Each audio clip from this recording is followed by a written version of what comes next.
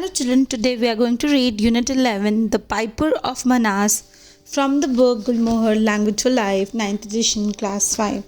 Now let's get started with reading the chapter, The Piper of Manas.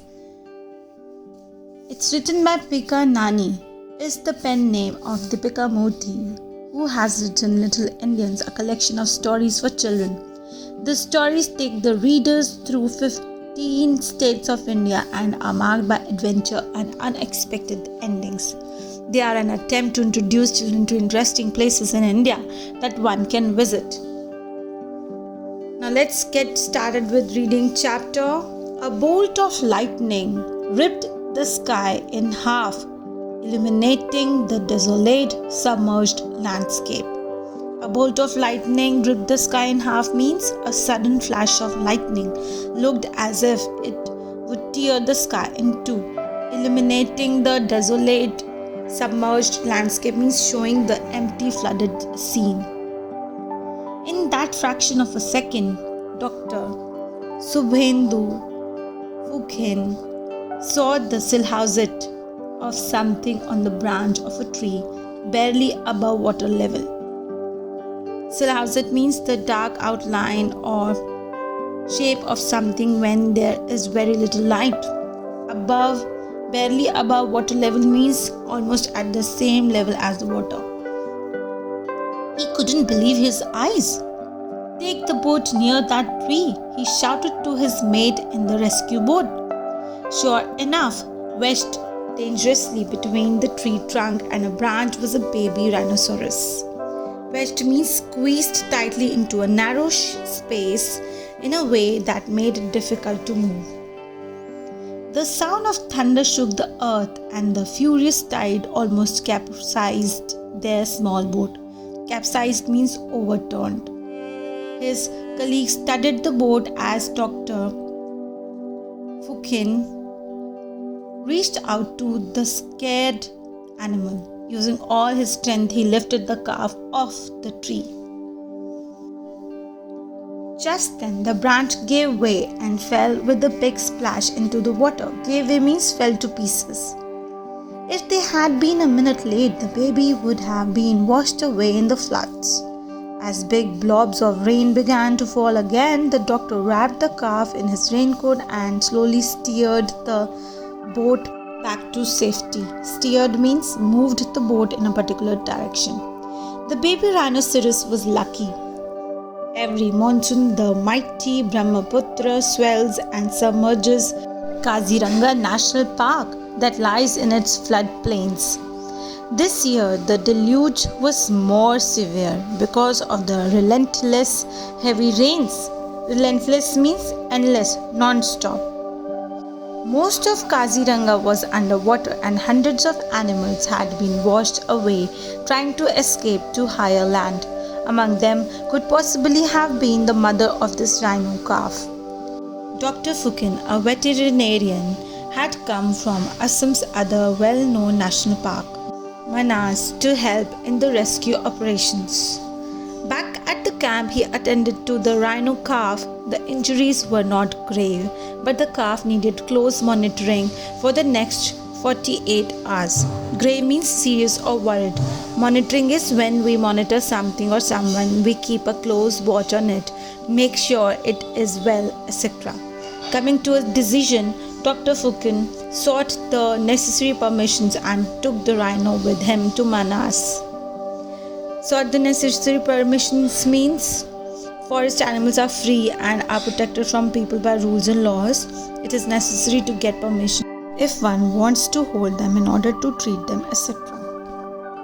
His two children, Arnab and Radhika, came running out when their father got home and squealed in delight to see the calf. Arnab was 10 and Radhika was 5 years old. They had grown up surrounded by animals and were very comfortable with them. The baby rhino looked at them with his little button eyes. "Imam Morom Lage. He's so cute. Look at his pointed ears," said Radhika. "And this little bump on his nose," added Arnab. "That's where the horn will grow," their father told them. "He is, after all, a great Indian one-horned rhinoceros." Dr. Phukhen took the calf to the stabilization center where he was to be monitored. Stabilization center is a place where sick or injured animals are treated so that they will recover and keep well. Where he was monitored, he returned home in the evening looking very worried. "What is the matter, Duta?" Arnab asked him. "Is it something about the rhino?" No, nothing. He needs time to adjust, that's all," replied his father. Time to adjust means time to recover from the shock and get used to his new surroundings.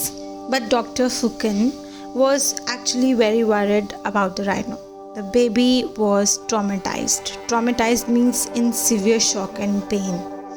He was just a few weeks old and probably missed his mother. He had to be fed every 3 hours, but giving him a bottle of milk had been a struggle.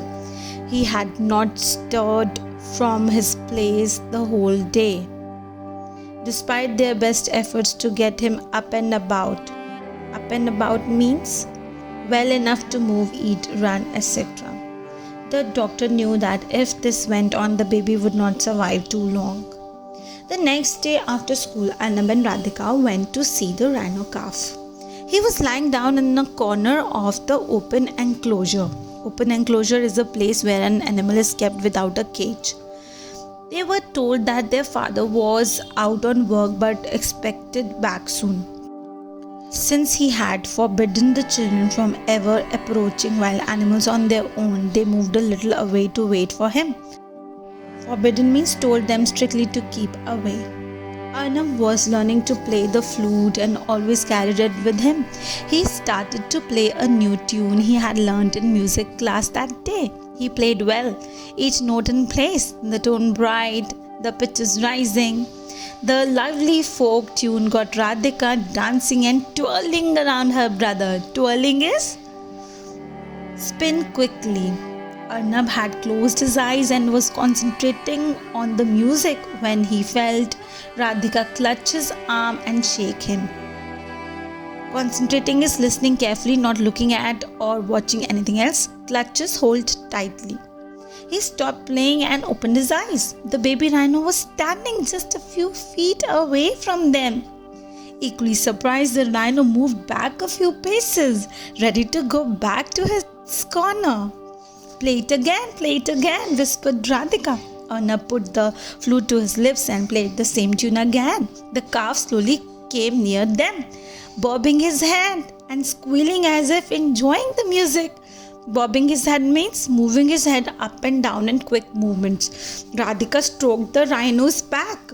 Dr. Fukin had returned a few minutes earlier and was watching the scene in amazement. Amazement means in great surprise and wonder. It was true that the animals responded to music. Responded as reacted. Not just cats and dogs, but even big animals like horses cantered to music, and elephants could even play certain instruments. Cantered means moved at a steady pace. But he was sure there had been no previous study about the effect of music on rhinoceroses. Then again, it was possible that they could respond to music, as a rhino's hearing is quite sharp and they make a variety of sounds themselves. Or could it be that this rhino calf was special? "Duta," cried Radhika, noticing her father. "You know what happened just now? Arnab was playing his flute and I was dancing, and the baby rhino came close to us. Isn't it great? Just like the Pied Piper's story." "It is more fantastic than the story. After all, rhinos are much bigger than mice," replied the dazed doctor. Dazed is confused. That was when the children decided to name the calf Bahi, which meant bamboo flute in Assamese. Dr. Fukin realized there was now a way to get Bahi back to normal. Arnab and Radhika were only too excited to help. Arnab played the flute for Bahi every day. Radhika helped to feed the calf. Soon the baby rhino came running to Arnab every time he heard the flute, and like Radhika went round and round him as if dancing to the tune. And that is how they helped recover this baby rhino. And that is the end of the story, which is adapted from Little Indian Stories from Across the Country by Pika Nani. Now here are some back exercises for you to do and work upon. Do not forget to like and share the video and subscribe our channel for more videos. Smart Kids Wonder. Thank you so much, children. Happy learning. Thank you so much.